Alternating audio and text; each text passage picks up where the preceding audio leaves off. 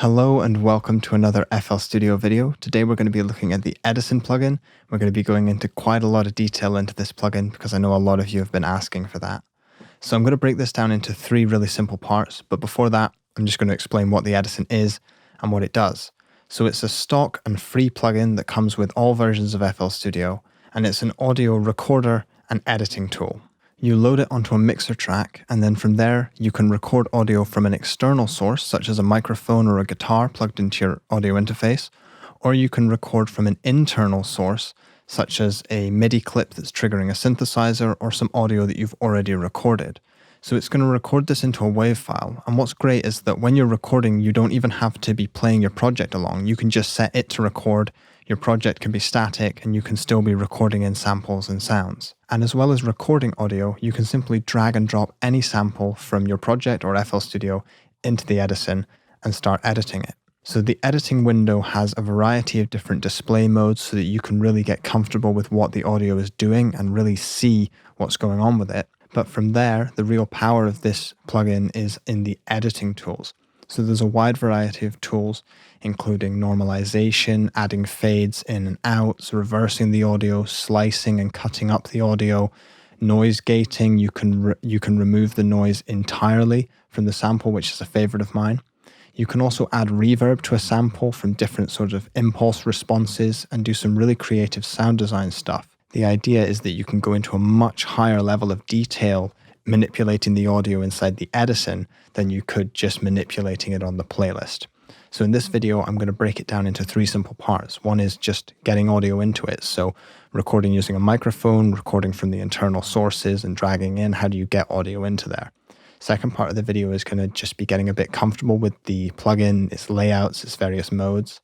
And the third part is diving into some of the tools in a lot more detail because there's an awful lot of fun to be had there. So let's just get straight into it.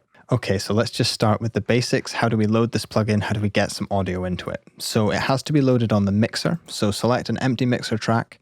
I'm just going to choose 38. I'm going to go to slot 1 and I'm going to press select. And in the miscellaneous tab, the Edison is the top plugin. So right away, it just loads up. You can drag it around where you want. You can go to the bottom corner and resize the plugin, however works best for your screen. I'm just going to choose something like that. Let's very quickly go over the controls.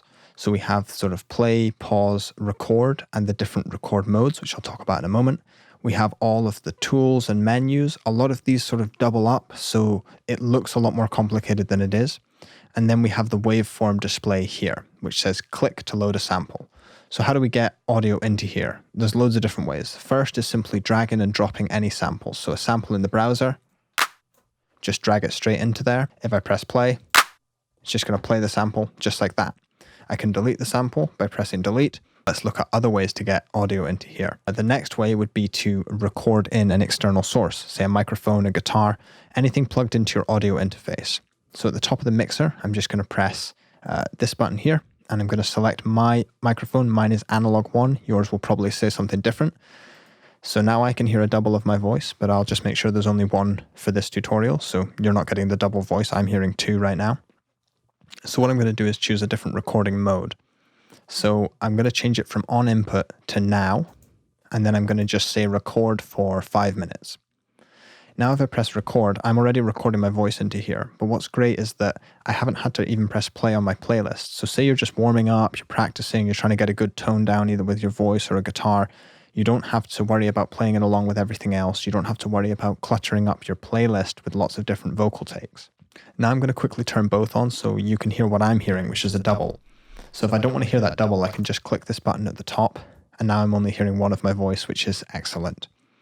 You can, of course, just go to the mixer and turn off your microphone here when you want to edit the audio. That's what I do. You'll notice that this is all highlighted in red here.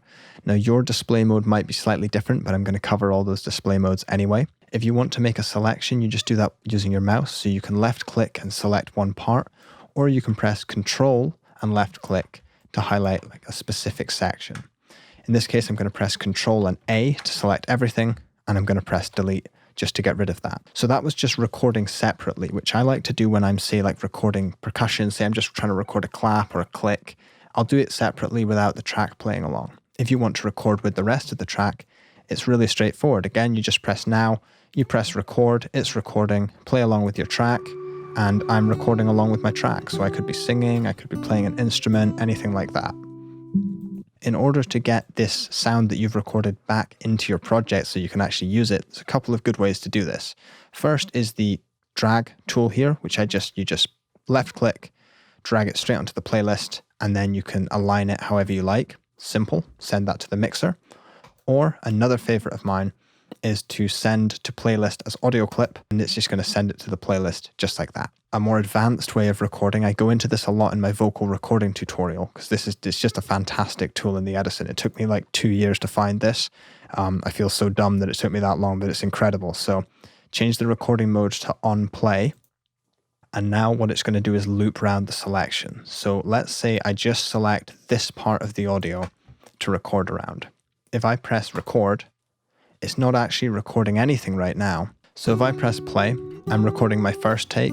Say you're looping it around a phrase to sing it.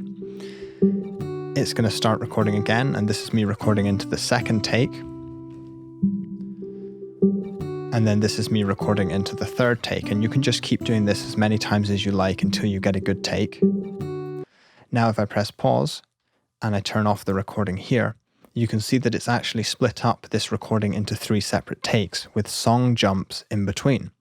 And what these jumps are, they line up perfectly to the start of your loop here, which makes it so easy to align vocal takes. To select between these, simply use your left and right arrow keys, and you can select them like this. If there's one you don't like, you can just press delete, get rid of it. I'm just going to delete this bit at the end as well. And now to choose between whichever take you want, you can just select it and listen to it. So if I press play, and then this is me recording into the third take. So say I like the third take the most. Now all I have to do is press Ctrl and C, and it will drop it straight into the playlist, all perfectly time aligned. This is one of the reasons I love using the Edison when recording sort of solo voices or instruments, especially if you're not super confident and you don't know you can do it first time every time. Doing it this way means that you never have to clutter up your playlist with like 100 different demo takes or, 6 or 7 different guitar loops. You can just keep practicing, and when you get the one that you like, you can drop it into the playlist. And you're still playing along with everything else. You're still getting the right feeling. It's not loading up your project with loads and loads of files. I'm going to go into all the display and editing modes in a minute. This is kind of the boring bit of the tutorial, but it's going to get really fun in a minute. So I'm just going to select all that and delete it. What you'll also notice is that this says attack clap, and that's because the first thing I dragged in was a clap sample.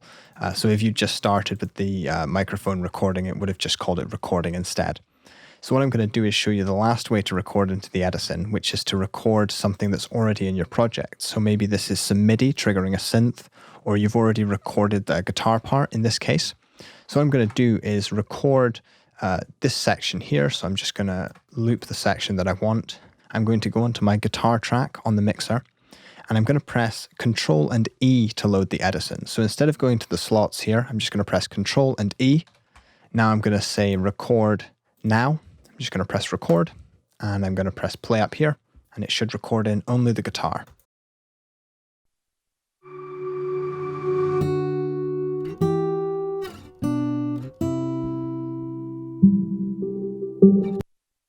If I stop the recording, you can see that we've recorded in the guitar part here. Now we're going to dive into the different display modes and then go to the tools. So firstly, the display modes are all accessed with this little eye icon here. Just going to quickly resize this so that we can really see what's going on. So what you have is dual view, spectrum, and display settings. So if I turn off dual view, this is probably what your Edison will open up as, but I turn on the dual view so that I can see a spectrum underneath it. It really helps me see where the noise starts, if there's any clicks and pops, stuff like that. And then the spectrum mode, which just kind of takes away that background and really lets you see where the fundamental frequencies are, where the noise is. Going back into the display settings again, mine is kind of blue, but what you can do is change the color. So I'm just going to go down to the spectrum gradient right now. So you can change it, to green. This is not going to change the sound at all. It's just going to change what it looks like. I tend to like the glacier setting. I think it's just nice on the eyes. So as for the quality, display settings, so we can make it 64 bands, which kind of sort of mushes it all together, or you can select a different display mode, 8192, which gives you a lot more resolution. So if I zoom in on this, I'm just going to quickly normalize it, which I'll show you how to do later. So now that I've normalized it, we can see a little bit closer what's going on. What you can do is, with the dual view selected, you can go into the display settings and change it between mono, left, right. So if you choose the left, it will show you the left channel in red. If you choose right, it's going to show you the right channel in white. Now, my left and right channels should be identical in this case, so you won't see a difference. But if you've got a stereo source, you can look at them independently. I've just gone back a couple of steps because now that we've got the display in the mode that we want, I'm going to show you some of the advanced editing features. So to select an area, it's really straightforward. With a mouse, you simply left click and drag over the area. And now whatever function you apply, whether it's deleting or reversing, adding reverb, it's only going to act on this particular region. So if I press delete, it's just going to delete that entirely. Ctrl Z to undo. The undo button's also at the top here.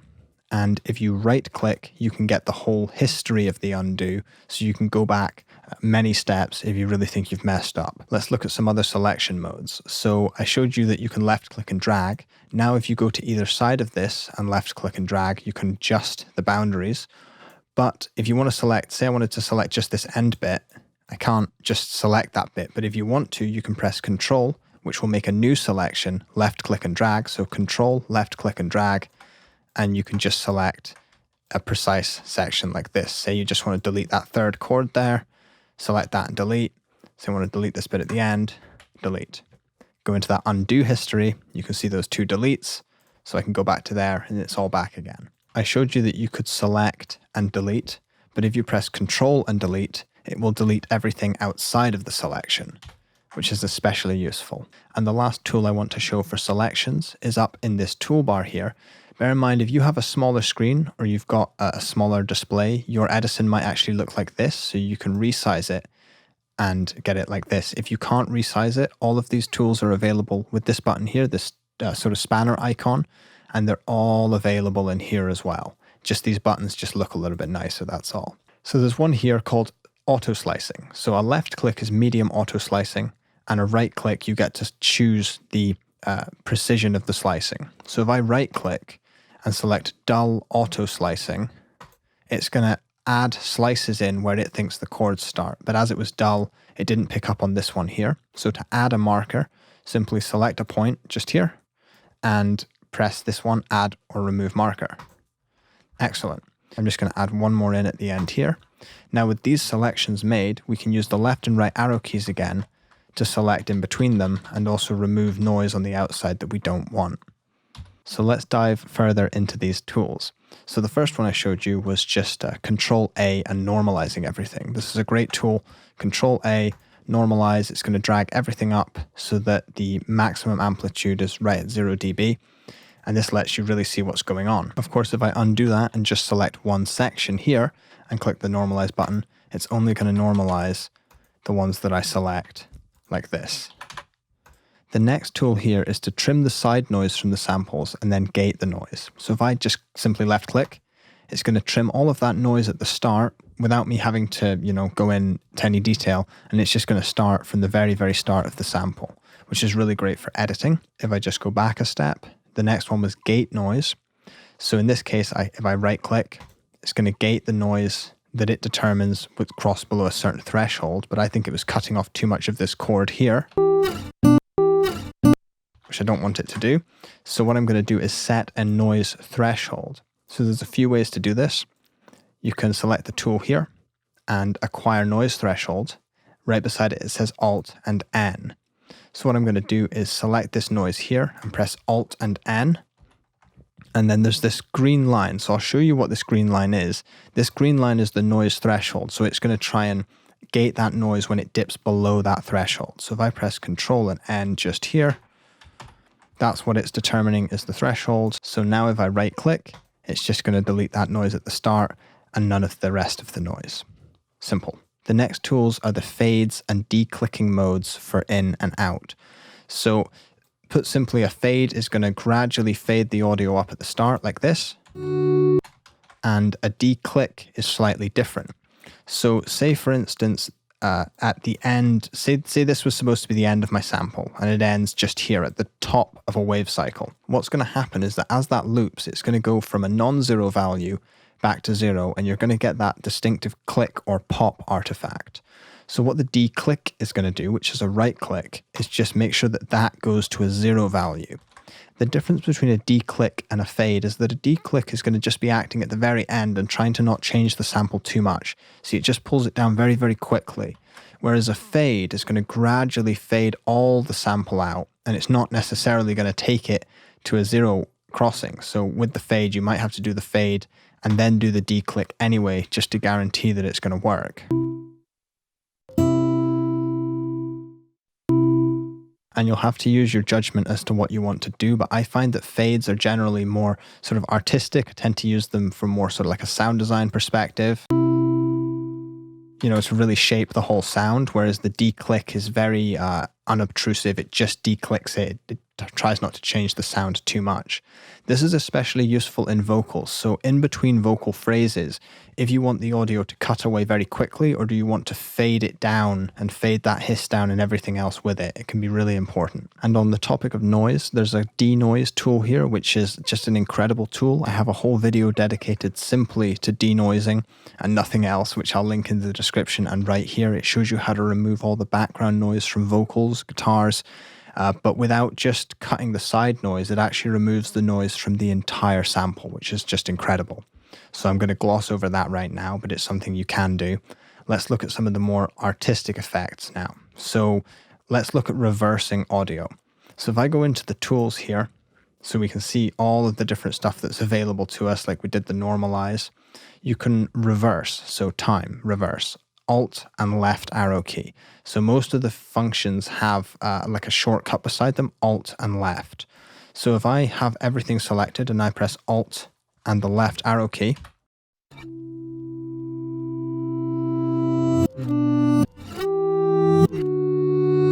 which is just like a really, really cool effect, you know, from there I can drag that back onto the playlist. If I undo it, say for instance, I want to reverse the first chord into it. So let's just delete everything I don't need and reverse this first chord, Alt, right.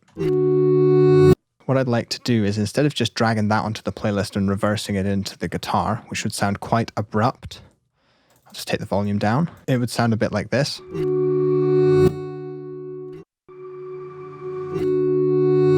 Instead of that quite harsh effect, I'm going to add some reverb to it. Now you can add reverb to any sample in the Edison. This button here, reverb. So what it does is it opens up a convolution reverb, which I showed in one of my last videos. The convolution reverb is one of the most underrated plugins in the whole of FL Studio. You can select an impulse response for the reverb turned on, and I'm going to just choose a different reverbs. I'm going to choose reverb devices and choose the smooth cathedral preset. I'm going to turn the wet level all the way up, and I'm just going to accept that.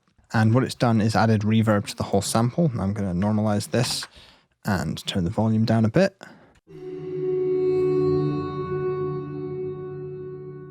So that is a reverse reverb. Now if I select all of it and reverse it again, that's what I'm going to be fading into the guitar. Now this is a much more sort of artistic, creative way of using this. So let's just add a crossfade here and fade this into the guitar.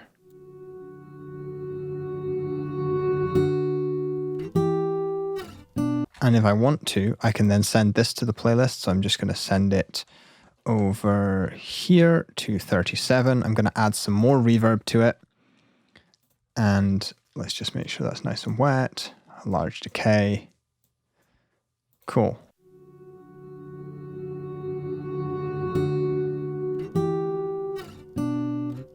So this is one of the things that I like using the Edison for, as sort of like a sound design tool. It's a really good way to experiment with stuff without having to send it to a mixer track, add a load of different effects on it, and then find out that it's not going to work. I find that sometimes just using the Edison is just a great place to start. So now I'm just going to drag and drop a different sample into the Edison so that we've got something different to work with. I'm just going to select this area here. So what I'm going to show you now are some of the other tools we have available to us. So equalizing. So I'm just going to apply this to half of it. And what we have here is an EQ. So you can actually just apply EQ like you would anything else. Say, for instance, I want to just have just the high end available to us, and it will smooth out this curve. Say I want just the high end, and I just accept that. So with this normalize, the start has that high end, and then the end here has all of the low end as well.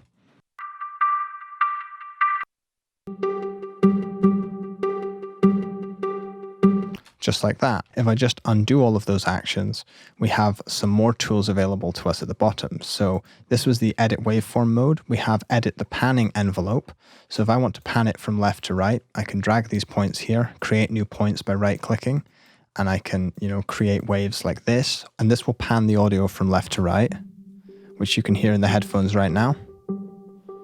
Or if you want this to be more automatic, you can select a point, choose a pulse type, so like pulse or wave, and yeah, let's just do wave for now, and it will pulse it backwards and forwards for you. So if I select this bit here, you should hear it going from left to right in your headphones. So you can do all sorts of different effects like this. If I just undo a load of this, the next envelope that you can edit is the volume envelope. So low volume, high volume. So I can start a little bit lower, take the volume up, take the volume down. And I have to say that I don't often use sort of the panning and the volume envelopes. What I use it for is when I create those risers, often I'll add a little bit more emphasis by just taking it down at the start, up at the end, and it kind of can make the riser just a little bit more dramatic. That's what I would typically use it for. And as well as the panning and the volume envelope, there's also one for stereo separation that does the same thing. So more stereo, more mono at the bottom. So I'm just going to go back to the Edit Waveform tab here, and let's take a look at a few more tools. As I mentioned at the start, a lot of the tools are doubled up. So down here, for instance, you can choose to display the spectrum or not, and you can choose to display the markers or not. So there's just some more view options down here. And along with this, there's another menu down here which doubles up all the same features again, where you've got all your view modes, all your edit modes, and also your file modes. So of course, if you don't want to just drag out a sample, you can just save a sample, save it somewhere onto your hard drive or your computer, and use it in the future. So one of the last tools I want to show you, and there are a lot more tools that you should sort of just go through at your own leisure, is the blur tool, because this is relatively misunderstood. So FL Studio have a really good tutorial for this, which I'll also link in the description. But if you press blur, and I'll just preview it to start off with, you can hear that it creates sort of like a rich atmosphere, even though this sound was very transient. So if I have a smaller amount of blur, we've still got a bit of transience there. If I have a higher amount of blur, I'm just going to accept that, and it's just blurred the whole thing like this.